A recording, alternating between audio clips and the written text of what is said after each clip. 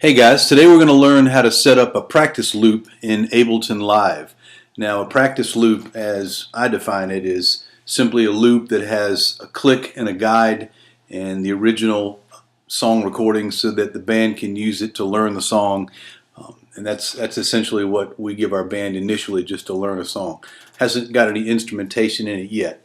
So essentially I'm going to start out with a new Ableton Live file. This is basically the template you get when you start a new file. I don't really need any MIDI tracks right now, so I'm going to delete the 2 MIDI tracks. I am going to need an additional audio track, so I'm going to add another audio track. So I've got 3 tracks. The top one is going to be my click, so I'm going to go ahead and name that click, if I can spell. Second one is going to be the guide. And then this one is actually going to be the track, so I'll just leave that as it is. So the first thing I'm going to do is import the MP3 into Ableton so I can lay out the song. Before I do that, I want to make sure that I've got my warp settings correct. You want a loop warp short sample set to unwarped 1 shot, and you want the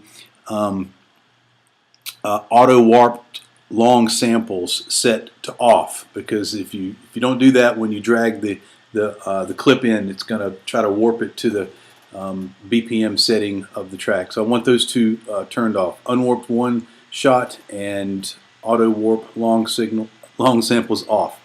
Okay, so I've done that. I'm going to go over here and I'm going to grab the MP3 file that I'm using, which is this song we're doing is Hillsong's version of Mighty to Save.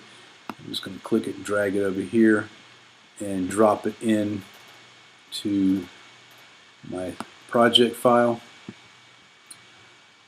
Okay, first thing I want to do is get the tempo of the song. I know the song is at 72, but often when you first get 73 actually, but when you first put together a song, you don't know what tempo is, so you got to figure that out. So essentially, I'll just click in here and play the song, and then I'll just use the tap button to come up with the tempo.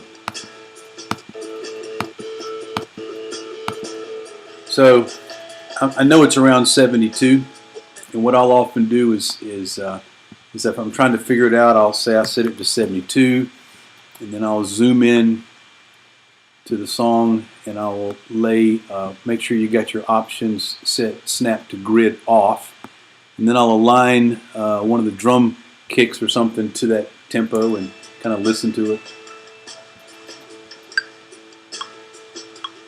And that doesn't sound right, so I'm going to increase it to 73. And again, realign that to where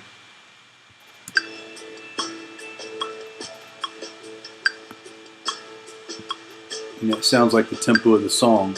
One way you can check is sometimes if it's just off by 1 beat or so, you can't tell initially.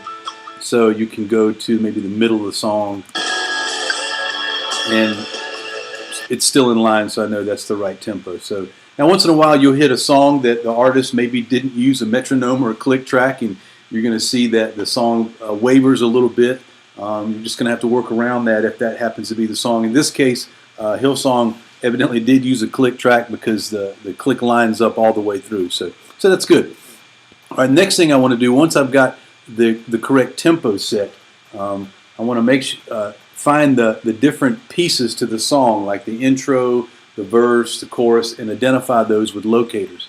Now, the easy way to do that so that you're not having to hit the set button all the time is to go to your key setting and then click on set and assign some key. I usually do key 2 to it, and then that way whenever I can just hit the number 2 and it'll automatically put in a locator. So I'm going to find the first parts of the song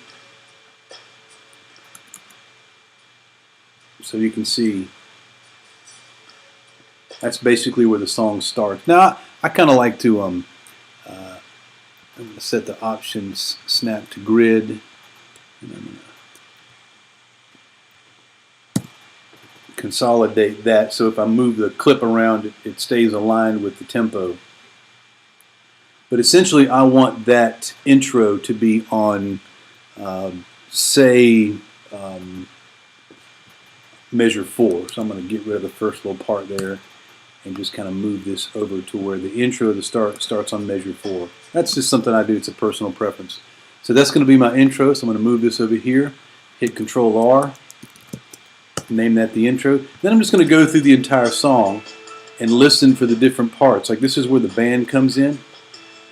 And so I'll probably set a marker there, call it band in. And then I'm going to go through and essentially just find all of the different pieces of the song. I can skip around and look for the verse.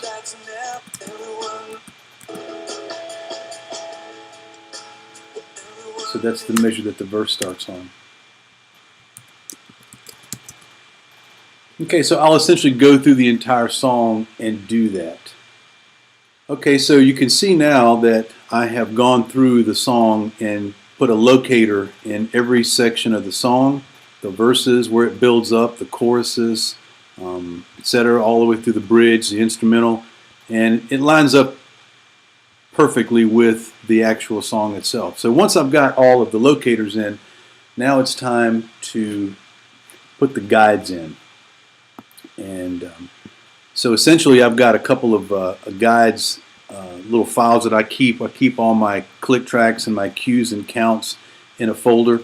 So I got all my counts here. So what I'm going to do is I use the pattern of naming whatever section of the song it is, and then a 2, 3, 4. And so what I'll do is I'll go to the very first section and I'll drop a 2 and a 3 and a 4. Okay, so that's that. 2, 3, 4. And then I'm going to go in and go to the cues, and I'm going to put the cues in for each one of these sections. And sort of what I've done to streamline it is I've put a little number in front of the cues that I use the most often, the intro, verse, chorus, bridge. I use those the most, so I put a number in front of it and it brings it to the top of the folder. Just makes it a little faster and easier to get to. So I'm going to drop the chorus in. Then I've got a band in or all in. You could put all in right there. And then I've got the verse, so I'll drop that in. I've got to build it up. You'll notice I'm not putting the numbers in because what I'm going to do is instead of dropping them in individually, I'm going to go back and just paste them all in the chorus. Okay. Now once I've got one verse and chorus in and one build it up, I don't need to put those in anymore because I'm just going to go back and cut and paste those, or copy and paste. So I'm just looking for something that's different. Like here's the instrumental. I'm going to drop that in. There's a bridge. Haven't done that yet, so drop the bridge in. I've already got a bridge. Bring it down. I haven't done that yet. So, and what I'll do is if, like this is where it comes down and then they do a chorus.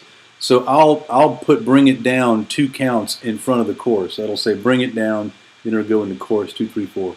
And then it's a build it up. I've already got a build up. All in.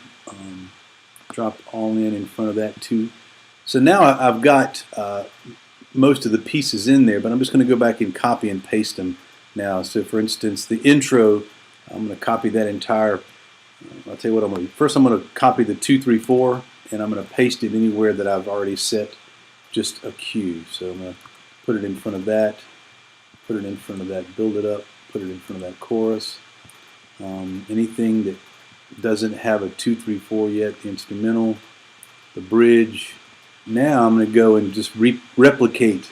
And okay, so now I'm going to take the verse, copy that. Anywhere I see a verse, just copy it. Okay, so now we can see I've got all the pieces in there in the song. All of the cues and the counts are loaded into the song. They're still separate files, and I'm not going to save the file yet. Once you save it, it's going to save all those clips into your samples folder, and I don't want 50 different files in there. I'm going to wait until I consolidate the guide before I save it. So next thing I need to do is just drop a click track in for 73, and I've already got a click track made at 73 beats per minute. So there's a 73.44. I'm going to drop that in here. Depending on where you get your click tracks, sometimes there may be a small amount of space right in the beginning of the click. If you kind of stretch it way out, you can see this particular click that I generated. It's got a little bit of time right in front of it, so I'm going to clip that out so that it lines up perfectly. Put my little cursor there right at the very leading edge. Do a Command E to break it. Get rid of that. Back to snap to grid. Pop that in there. Then, now I've got my click track. 3, 4. And it lines up perfectly with the cadence of the song. Okay, the last two things I'll do is I'm gonna consolidate all of these cues and counts into one clip. So I just put my cursor at the beginning, go all the way to the end. Where the song ends, hit a shift and click there. So I select it all, and then just do a Command J to consolidate that clip. That way, when I save it, I don't end up with 50 different little small clip files in my samples folder. Okay, now that I've got the click in there, I'm going to go to the end and get rid of any click I don't need. So just click on the very last count, do Command D to split that clip and delete that part. Now what I'm going to do is I'm going to save this this file, do a collect all and save. And it's going to ask me where I want to put it. I'm going to create a new folder. And save this project in there. When I save this, essentially I want to put the title of the song, the key that it's in, the beats per minute, and the time signature. Those are the things I want to know when I look at that file. So I'm going to do that save. It's going to copy all of those little clips into my samples folder. So if I open my little browser window and I click on the current project and I look in the samples, I can see the two files that I've got. There's my track file, there's my guide file, and there's my click. But something you'll notice is that the guide file retained the naming of the very first little cue that I put in there. And so I don't want it to be called that. I want it to be more specific so I can know exactly what files I'm dealing with. So what I'll do is I'll go in and rename these. So this click, I'm going to do a Command R. I'm going to rename it. I'm going to put MTS for Mighty to Save underscore click. So that identifies it as the click for Mighty to Save. Then what I'm going to do is if I copy that, okay, and then I do a right click, say show in browser, so I know I've got the right file, do a Command R, paste that file name in there. Now the file is named MTS Click 73. It's also reflected that way in the project. So I'm going to do the same thing for this guide. I'm going to rename that MTS for Mighty to Save, call it guide, and then I'm going to select all, copy that, hit return, say view showing browser, rename it, paste it in there, bam. So now I've got my guide file and it's got the same name. I like to keep everything in the imported, so I'm just going to move them up there. Okay, so now I've essentially got a practice loop set up. There's two more things I usually do to my loops. This is personal preference. I like the click track, even though I generated it at max volume in Garage Tunes, the band's always complaining that they don't have enough clicks. So I'll typically go in and increase it up to about maybe 125 dB. And then the same with the guide, I'll move that up to about 125 or so. And if you listen to it, Verse 2, they're not 3, quite redlining, 4. but it should be enough that the band doesn't complain. Then the last thing I'll do is I want to set these to where they're panned correctly. I always pan the click and the guide to the left, and then the instrumentation goes to the right. That's because we run our clicks into separate channels, into our in-ear monitors, and the click and the guide both are in one channel. So I pan those to the left, and they do not go to the house, and then any instrumentation I put into this loop would go to the right channel because it goes to the house. So there you have it. That's how you set up a loop as a practice loop. And don't forget to check us out at affordableloops.com, and have a great day.